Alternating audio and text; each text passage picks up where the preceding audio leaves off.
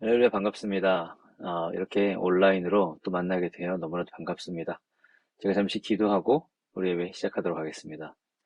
사랑해 주님 감사합니다. 오늘도 이렇게 함께 해주시고 오늘 또 이렇게 주일날 좋은 사람들이 모여 예배하며 나아가게 해주시면 너무나도 감사합니다. 오늘 예배 가운데 주님 은혜를 부어주시고 말씀 가운데에 더욱더 큰 은혜를 부어주셔서 아버지 정말 주님의 말씀이 마음 가운데 자리 잡을 수 있는 아름다운 시간이 될 수 있도록 주님 함께 해주시옵소서. 역사의 줄 믿사하며 예수님 이름으로 기도합니다. 아멘. 아멘. 여러분 또 한 주간 어떻게 시간 또 보내셨나요? 여기는 보이다시피 제 방입니다. 제 개인 방은 아니고요. 저희가 집이 작다 보니까 여러 가지를 모으다 보니 이렇게 작은 방에 여러 가지가 들어가 있습니다. 부디 저에게 집중해 주시고 우리 말씀에 집중해 주시면 오늘 감사하겠습니다. 음, 우리 찬양은 제가 보내드린 그 링크로 우리 같이 열심히 부른 걸로 믿겠습니다. 네. 왜냐하면 저희가 그 했던 찬양 중에 예수님은 누구신가라는 찬양이 있는데 그 찬양을 통해서 우리가 정말 예수님이 누구신지를 좀 알아보는 그런 시간이 되었으면 좋겠습니다. 어, 여러분 예수님은 누구실까요? 여러분들이 아는 그런 예수님은 누구십니까? 내가 아는 예수님은 누구인가? 우리가 단순히 아는 상식 말고 정말로 내가 알고 있는 예수님은 누구인가? 그걸 한번 우리가 곰곰이 좀 생각해 봤으면 좋겠어요.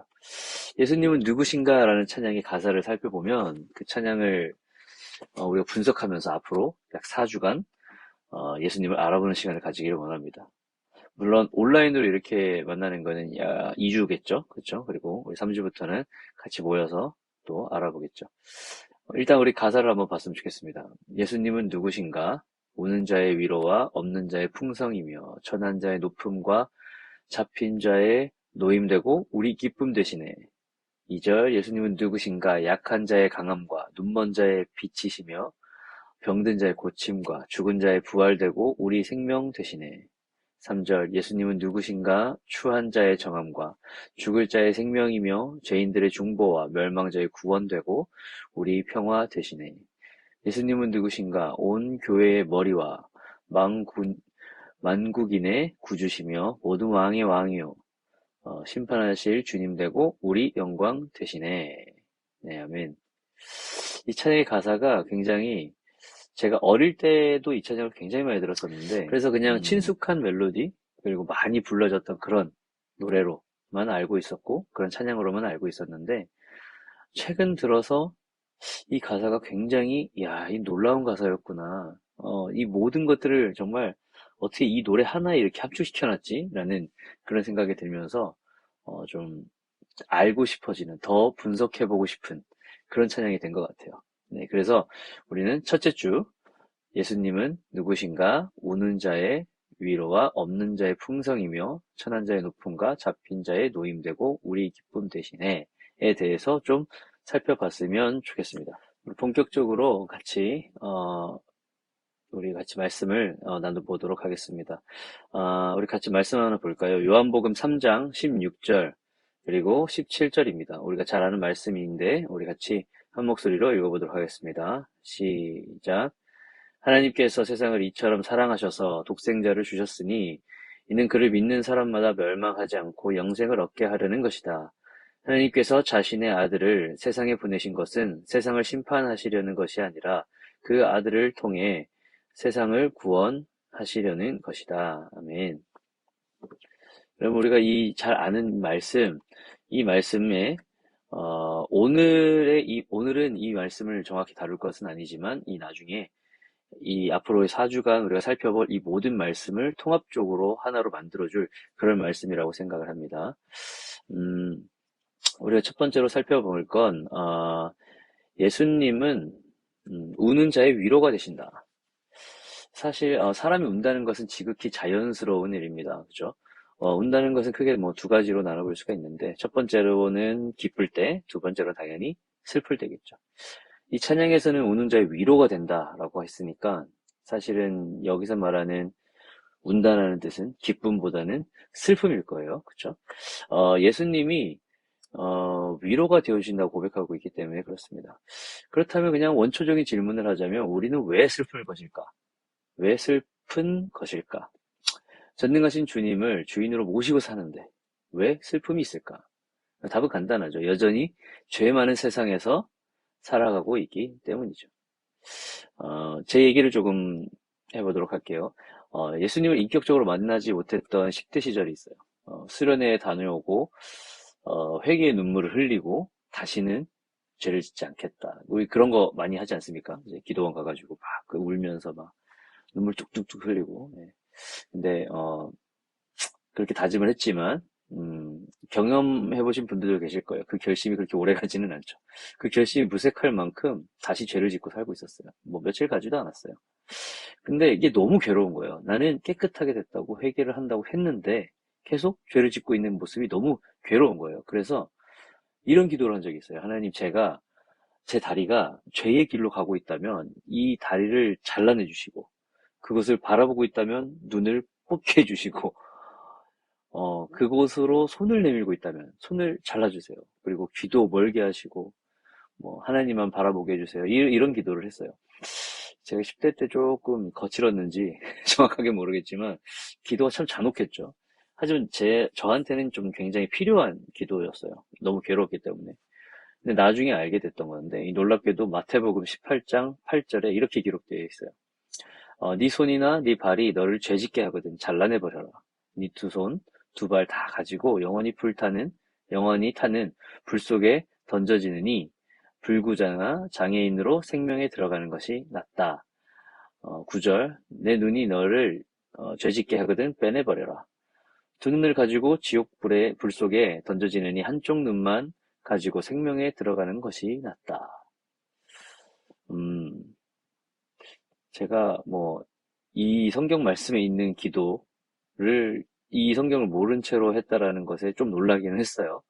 근데, 어, 어쨌든. 근데 이게 좀 놀라기는 했는데 좀 슬픈 얘기였어요. 예, 하나님이, 진짜로 이렇게까지 해야 되는구나. 이게 주님의 말씀인가? 진짜 내 다리를 잘라야 되나? 뭐 이런 생각들을 가지고 있었던 그런 기억이 나네요.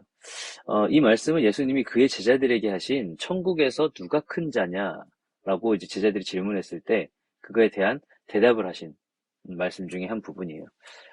어, 아까도 말씀드렸지만 이 말씀을 듣고 굉장히 좌절을 했죠. 예수님도 진짜 그러기 원하시는구나. 근데 이 말씀이 저한테 곧 슬픔보다는 좌절보다는 위로가 돼서 다가왔어요. 그리고 이렇게 얘기해줬거든요. 네 손이나 발이 너를 죄짓게 하면 내가 너의 손과 발이 되어줄게. 내 눈이 너를 죄짓게 하거든 내가 너의 눈이 되어줄게. 너는 나의 손과 발, 눈으로 살아가면 된단다. 그럼 괴롭지 않을 거야. 그 뒤로 정말 저는 다시는 죄를 짓지 않았습니다. 라고 하면 너무 좋겠는데 너무 드라마 같은 일이겠는데 음, 정말 저는 연약해서 여전히 죄를 짓고 살아가고 있습니다. 지금까지도 마찬가지고. 하지만 한 가지 달라진 게 있다면 더 이상 죄의 노예가 되어 괴롭지는 않았다는 겁니다. 이것이 나를 사랑하는 예수님의 역사고 사역이고 일입니다. 로마서 6장 14절에 이런 말씀이 있죠. 죄가 여러분을 지배하지 못할 것인데 여러분이 율법 아래 있지 않고 은혜 안에 있기 때문입니다. 아멘. 우리는 더 이상 죄의 노예가 되지 않습니다. 죄는 여전히 지을 수도 있어요. 물론 그 죄를 짓는 빈도를 줄여나가야 되겠지만 죄를 지을 수는 있어요. 하지만 더 이상 그 죄로 인해 괴롭지 않고 다시 돌아갈 수 있는 힘이 주어지는 것입니다. 그렇게 예수님은 우리의 위로가 되는 줄로 믿습니다. 네, 두 번째, 예수님은 없는 자의 풍성이 되신다. 이것도 제가 얘기를 조금 해보도록 할게요. 제가 대학 다닐 때 저는 신학 종합대학교를 다녔어요. 그러니까 신학교였는데 이제 종합대로 된 학교를 다녔는데 저는 거기 학교 소속 찬양팀에서 드럼을 담당하고 있었습니다. 그래서 저희 팀이 한 40명이 됐었는데 그 중에 22명이 필리핀으로 선교를 가게 됐어요. 그래서 우리가 알고 있는 노방전도라고 하죠. 길거리 전도를 할 계획이 있었고 그거를 위해서 몇 달간 준비하고 기도하고 막 기대했죠.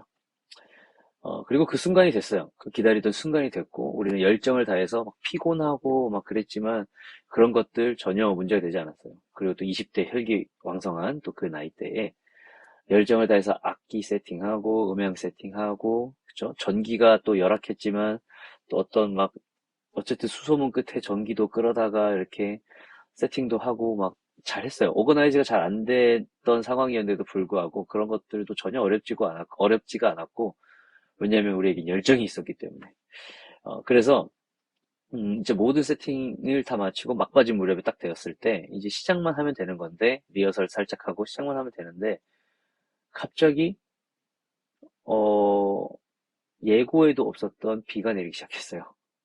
그래서 그 비 때문에 저희 팀 22명은 육교 한쪽 다리 끝에 일렬로 쭈그리고 앉았어요. 여러분, 이렇게 계단이 이렇게 쫙 있으면 이 한쪽 끝에 이렇게 앉은 거예요. 아, 이쪽인가요? 네.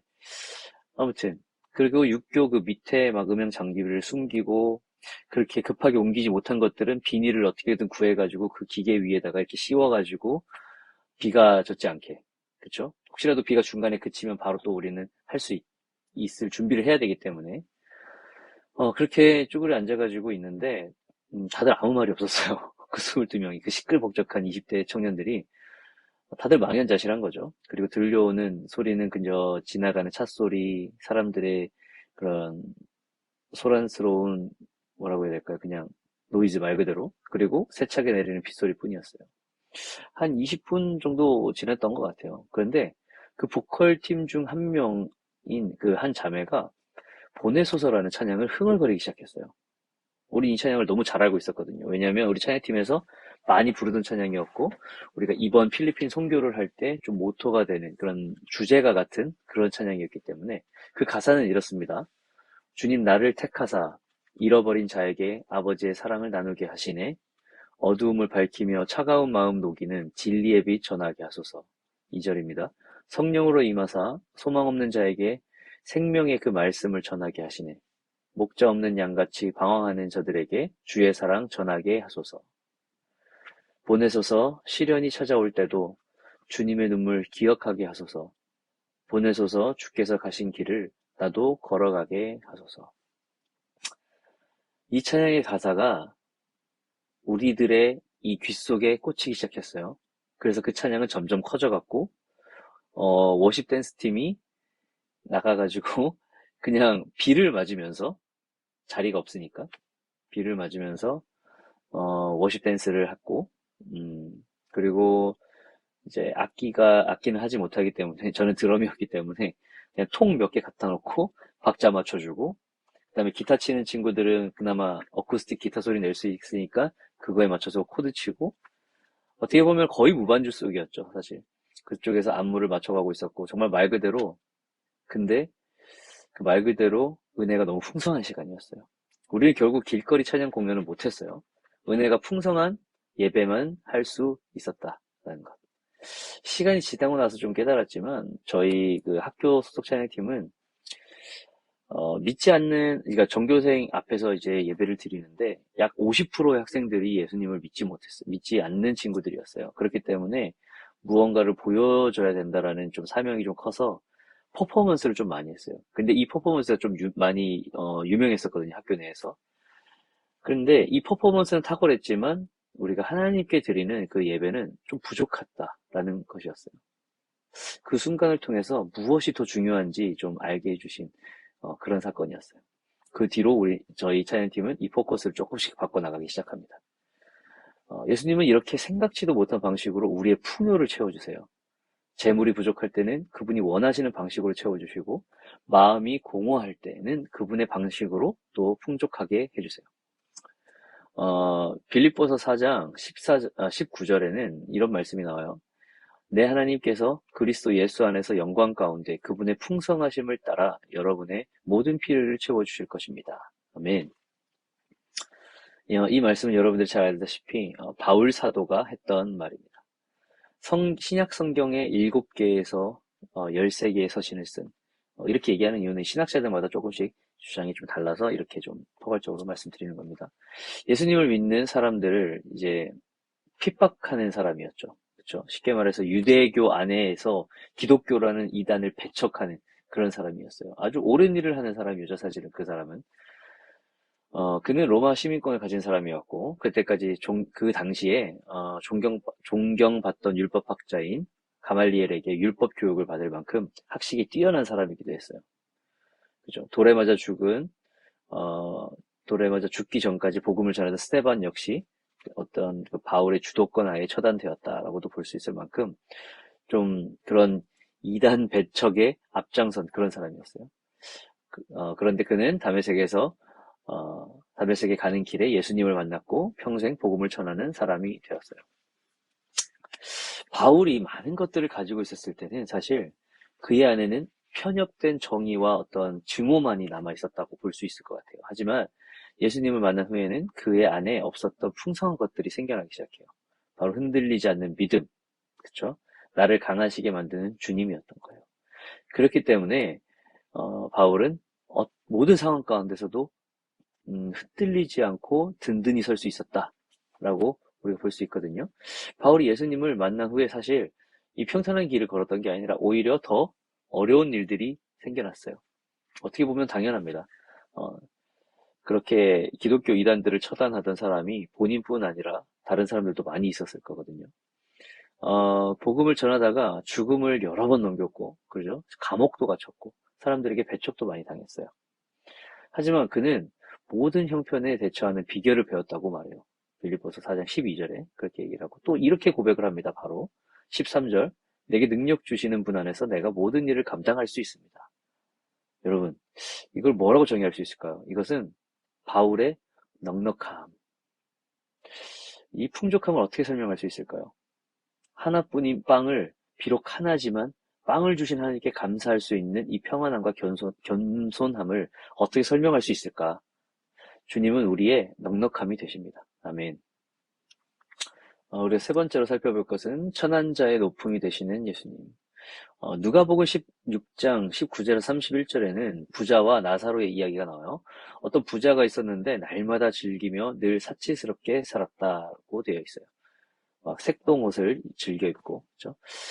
그 대문 앞에는 나사로라는 거지가 상처투성이로 있었어요.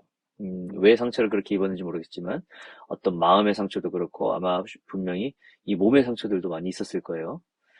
그는 부자의 상에서 떨어지는 부스레기로 배를 채우려고 했지만 심지어 개들이 와가지고 강아지들 그의 상처를 핥았어요.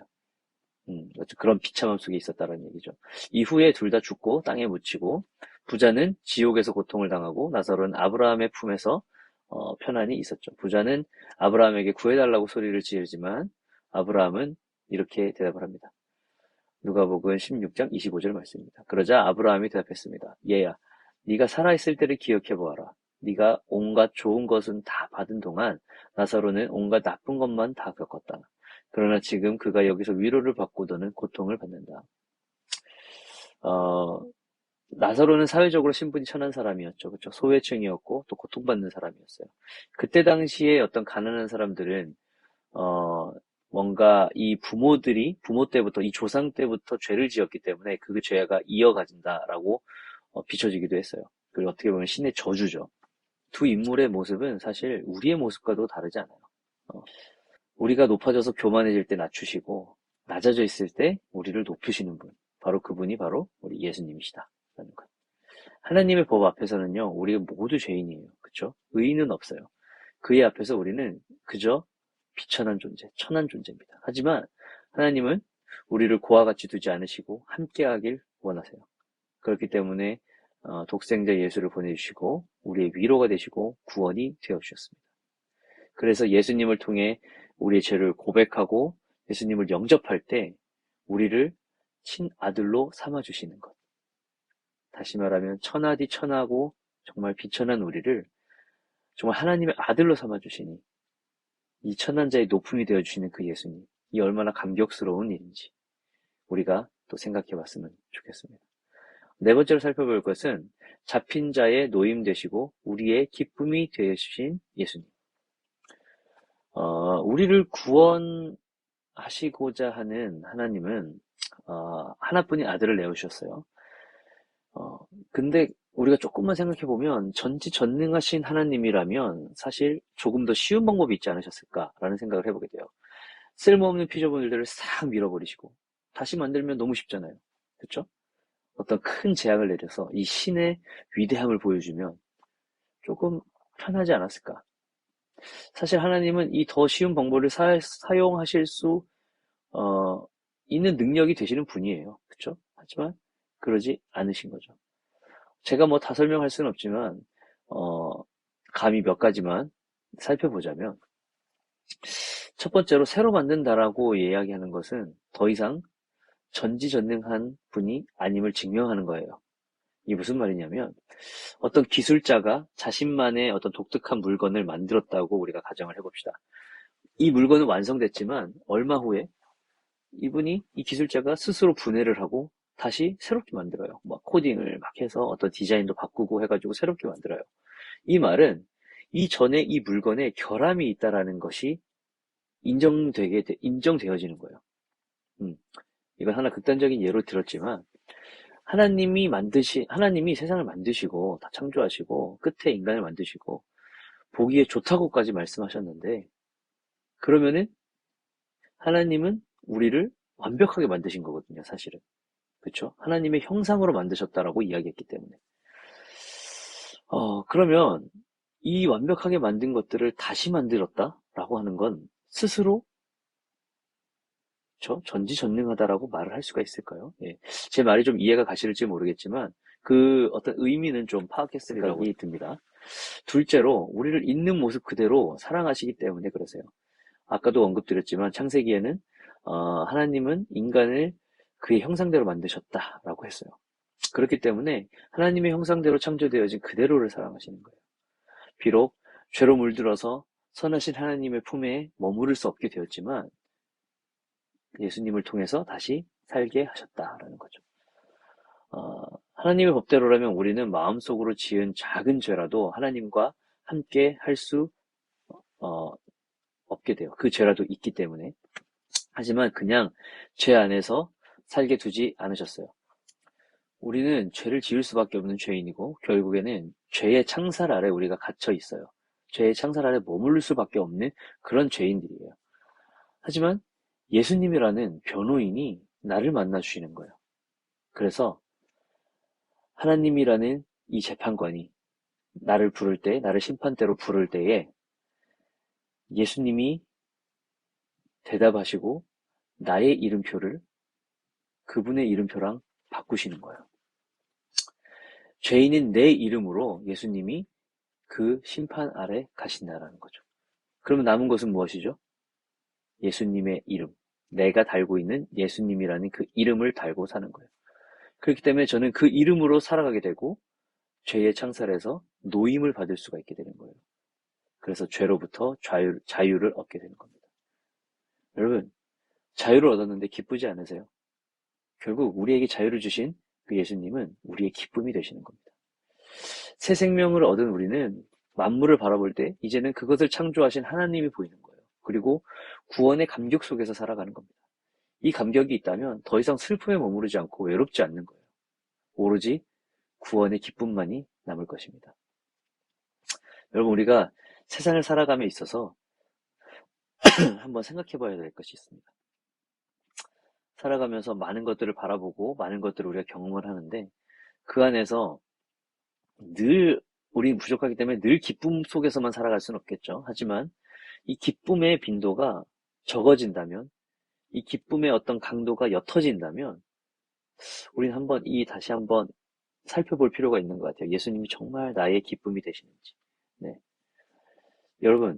여러분에게 예수님은 누구신가요? 아직은 잘 모를 수도 있고 어색한 사이일 수도 있습니다. 그렇다면 감히 권면합니다. 예수님을 한번 만나보세요. 예수님은 늘 두 팔을 벌려 환영하십니다. 우리는 그저 잠시 그 집을 떠나 방황할 뿐입니다. 나를 사랑하시는 아버지는 늘 나를 기다리시는 거예요. 우리가 앞으로 4주간 예수님에 대해서 더욱더 알아갈 텐데 오늘 이제 제외를 하면 3주 남았죠. 우리의 삶에 깊이 관여하시고 그리고 우리를 놓지 않으시고 우리를 함께 하시기 원하시는 그분의 섭리를 체험하는 그런 시간이 되시기를 기도합니다. 우리 기도하시겠습니다. 사랑해 주님 너무나도 감사합니다. 우리가 오늘 비록 만나지는 못했지만 이렇게 영상으로 또 만나서 함께 예배할 수 있게 해주심 너무나도 감사합니다. 하나님, 우리가 예수님은 누구신가에 대해서 조금 살펴보았습니다. 우리가 정말 많은 노력을 한다고 해도 다 알 수는 없지만 그만큼 그 알아가는 과정 가운데에서 더욱더 우리의 기쁨이 되어 주시는 그 주님을 느낄 수 있도록 함께하여 주시옵소서. 아직 주님을 잘 모르는 사람들이 있다면 아버지 주님, 그들의 마음을 움직여 주시고 함께해 주시고 아버지 만나 주시옵소서. 그리고 주님을 알지만 우리 기쁨의 그 빈도가 얕아지고 적어진다면 다시 한번 돌이켜 볼 수 있는 그런 시간이 될 수 있도록 하여 주시고 예수님에 대해서 더욱더 알아갈 수 있는 아름다운 시간을 될 수 있도록 주님 함께 해주옵소서. 이제 또 삶 속으로 돌아갈 때에 아버지 그곳에서 만물을 바라볼 때 주님께서 나를 구원하신 그 사건을 기억하며 기쁨으로 살아갈 수 있는 그런 귀한 자녀들 될 수 있도록 주님 함께하여 주시옵소서. 역사하실 줄 믿사오며 예수님의 이름으로 기도합니다. 아멘. 여러분들 한 주간 또 살아가실 때에 우리 같이 나눴던 이 말씀이 여러분들의 삶의 원동력이 되었으면 좋겠고 그 말씀으로 힘을 내어 또 살아가는 그런 한 주가 되었기를 원합니다. 감사합니다.